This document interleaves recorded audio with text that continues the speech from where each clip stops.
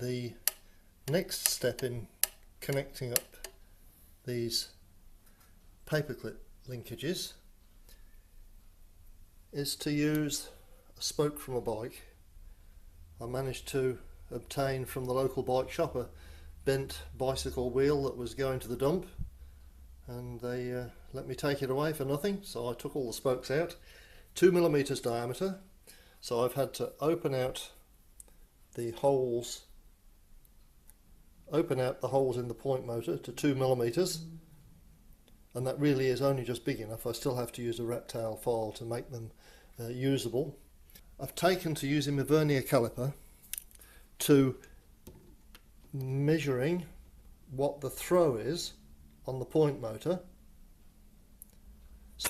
so that I can then identify whereabouts on the paperclip I need to make the operating point to get the right amount of movement to throw the point.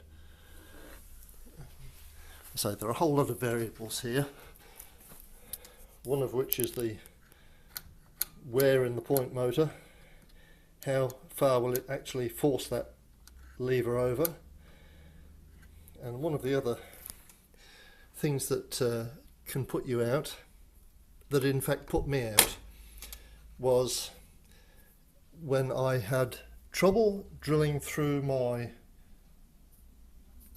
sleepers with a 1mm drill, finished up overheating and breaking off the end of the sleeper instead, simply because the drill was blunt, and I replaced it. I wasn't careful enough checking the diameter and finished up adding a 1.2mm drill to the retinue of used tools here. So when I drilled my 1.2mm hole through and used a 0.9mm diameter paperclip that surprisingly went through a bit easier for all the bends, I discovered that there was just not enough positive movement to throw the point. I was having to move my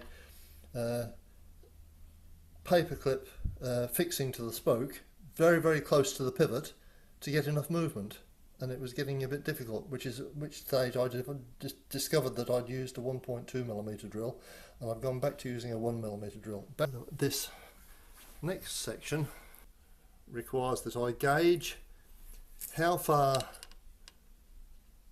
from the pivot to place this spoke before I wrap the wire around it, and that will need both hands for me to do this, so I'm going to have to put my phone down.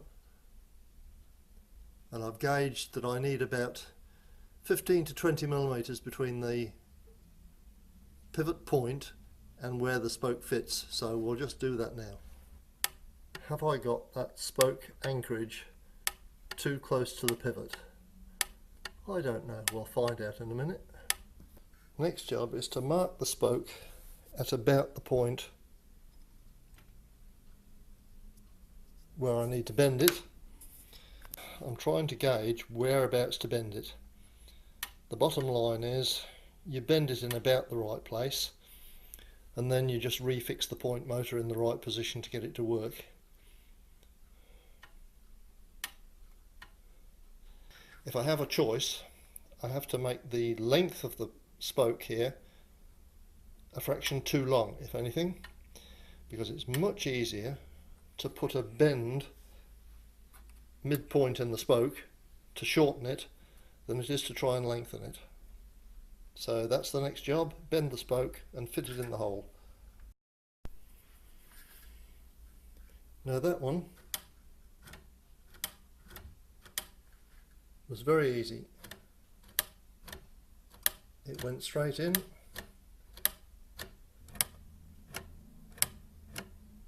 and operates quite positively. Some of them have been very stiff, either because the point motor itself, the point itself, has strong springs, or because the point motor itself is a bit old and perhaps a bit worn and isn't moving as far. Either way, that's a good one.